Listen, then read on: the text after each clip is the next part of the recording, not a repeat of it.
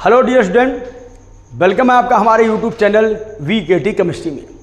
आज हम class 10th chemistry के एक और पार्ट पर डिस्कस करेंगे और आज का हमारा टॉपिक है साल्ट। हालांकि साल्ट क्या होता है इसके बारे में पीछे हम डिस्कस कर चुके हैं, तो आज हम जानेंगे थोड़ा साल्ट के पीएच के बारे में और साल्ट के नेचर के बारे में। अच्छा, तो साल्ट का नेचर क्या है? एसिडिक नेचर है, बेसिक नेचर है, न्यूट्रल है, कब होता है, कैसे होता है, मिलता कहाँ से साल्ट, इन सब चीज़ों पर हम डिस्कस करेंगे। देखो बेटा, हमने ये जाना है कि जब भी किसी एसिड का रिएक्शन बेस से होगा क्या बनता है, बोलो साल्ट, और साथ में क्या बनता है, वाटर। ठीक है, एसिड का रिएक्शन बेस से हो तो बनता है साल्ट और क्या बोलो, वाटर। ठीक है। अच्छा, अब एक बात समझो, अगर हाइड्रोक्लोरिक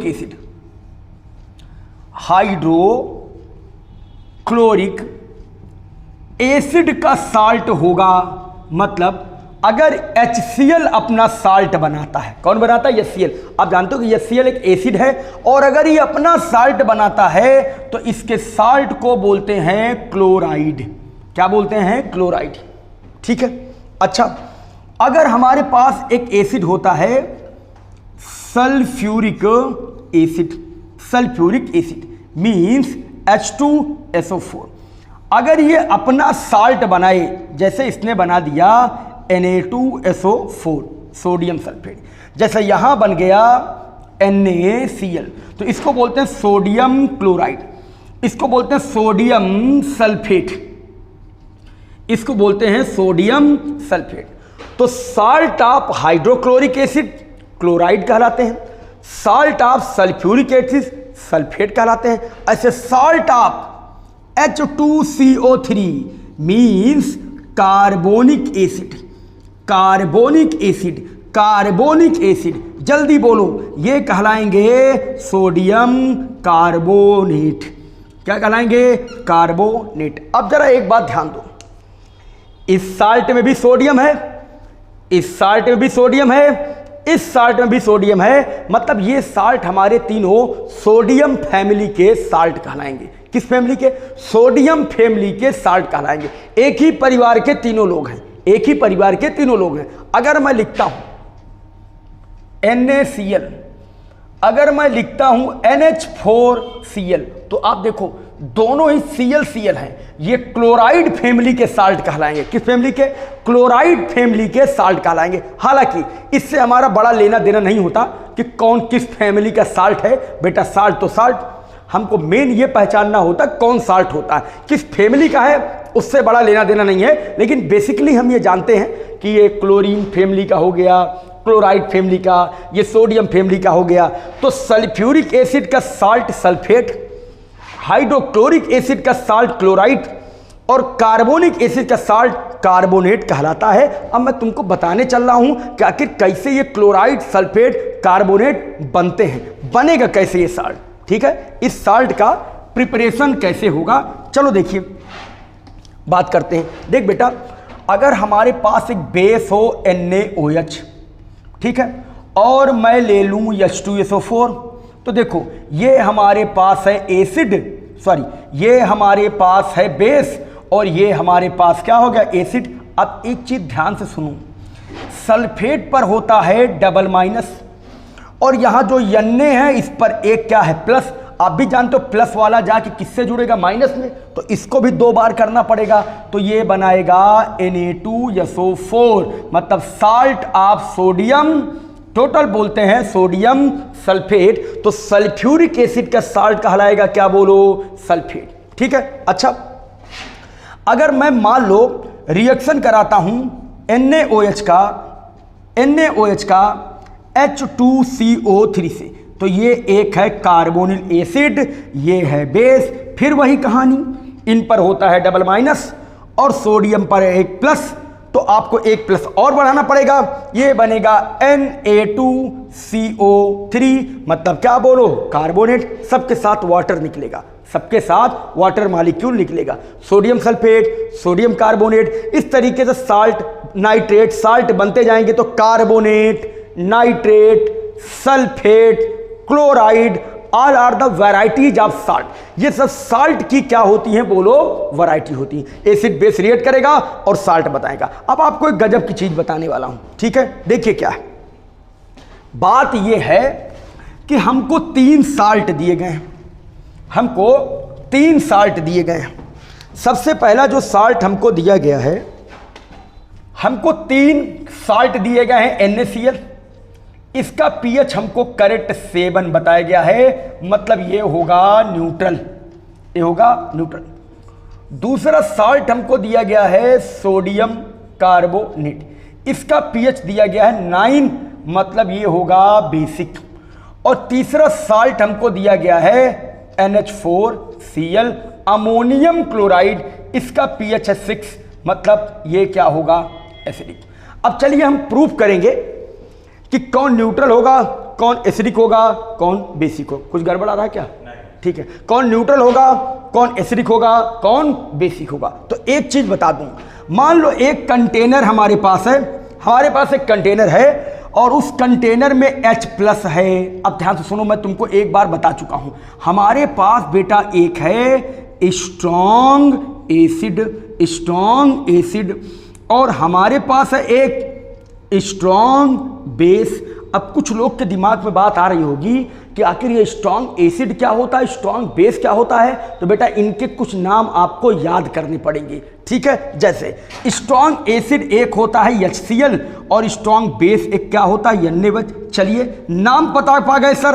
अब अगर नाम पता पा गए तो क्या करेंगे, देखो क्या करना है। अगर स्ट्रॉन्ग एसिड है तो 100% H+ आयन देगा, और अगर स्ट्रॉन्ग बेस है तो 100% OH- आयन देगा। अब चलो कंटेनर में 100% H+, कंटेनर में 100% OH-। अब मेरी बात ध्यान से सुनो, अगर किसी कंटेनर में H+ की मात्रा कंसंट्रेशन इंक्रीज कर जाए, मतलब बढ़ जाए, तो सॉल्यूशन एसिडिक हो जाएगा।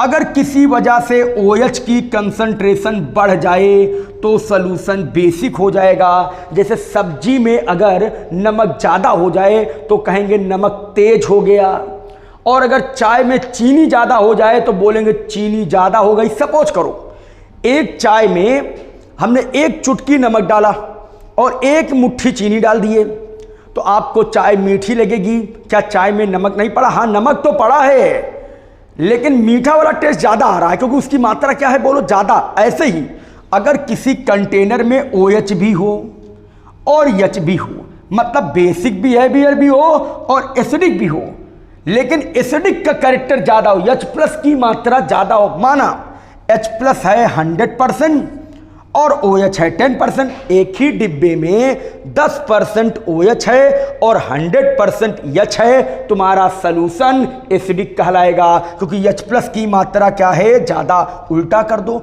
अगर H+ 10% है, OH 100% है, तो तुम्हारा सॉल्यूशन क्या कहलाएगा, बेसिक। आइए फैसला करते हैं।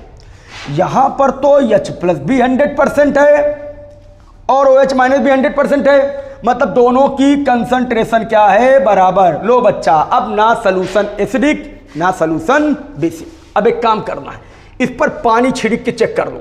NaCl में पानी डाल दिया मैंने, जैसे ही मैंने पानी डाला ये बन गया HCl और साथ में NaOH। देख बच्चा, ये एक स्ट्रॉन्ग एसिड है, ये एक स्ट्रॉन्ग बेस है। स्ट्रॉन्ग एसिड 100% H+ देगा, स्ट्रॉन्ग बेस 100% OH- देगा।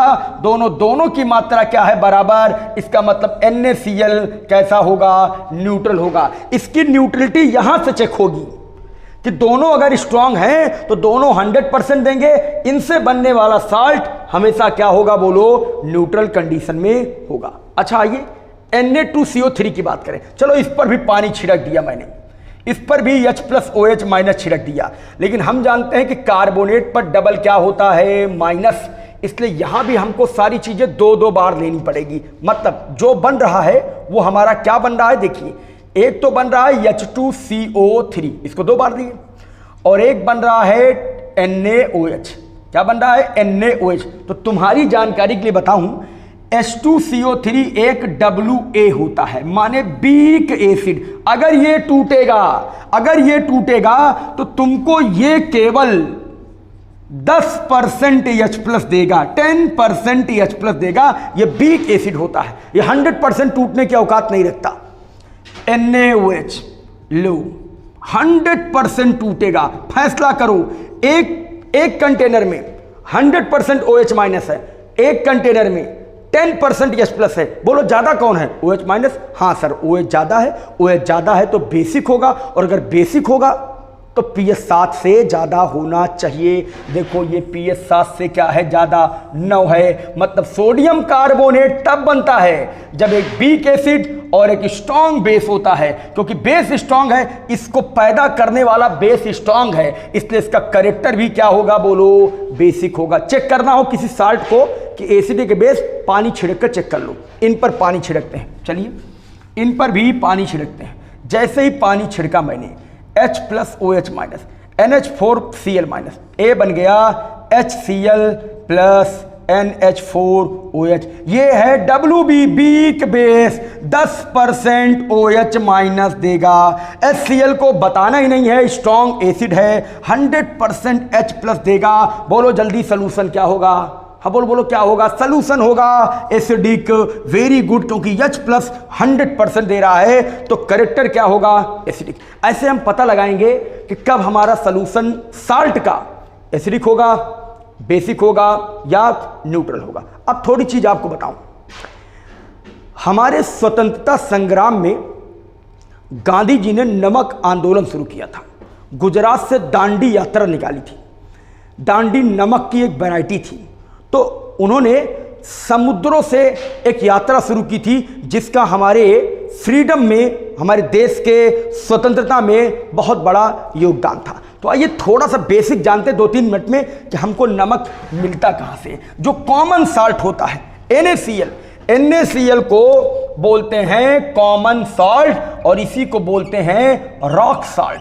आपको बताऊं बेटा, तमाम जगह चट्टानों के नीचे ब्राउन कलर का, कैसा, ब्राउन कलर का नमक जमा होता है। बड़ी बड़ी चट्टानों के नीचे जैसे कोयला जमा होता है ना, ऐसे नमक जमा होता है। आप जानते हो कि सेंधा नमक जो होता है हल्का ब्राउन होता है, उसी की बात करते हैं। चट्टानों के नीचे नमक जमा होता है काला काला, और उस नमक को हम क्या बोलते हैं, रॉक साल्ट। रॉक का मतलब होता है चट्टान, साल्ट का मतलब जो चट्टान के नीचे से मिले, उसी को हम क्या बोलते हैं, रॉक साल्ट। और NaCl को हम बोलते हैं कॉमन साल्ट, इसको बोलते हैं कॉमन साल्ट। चलिए जानते हैं, जैसे मान लो ये समुद्र है, तो जिधर से समुद्र का पानी आता है बेटा ना, वहां हम कच्ची मिट्टी की क्यारी बना लेते हैं।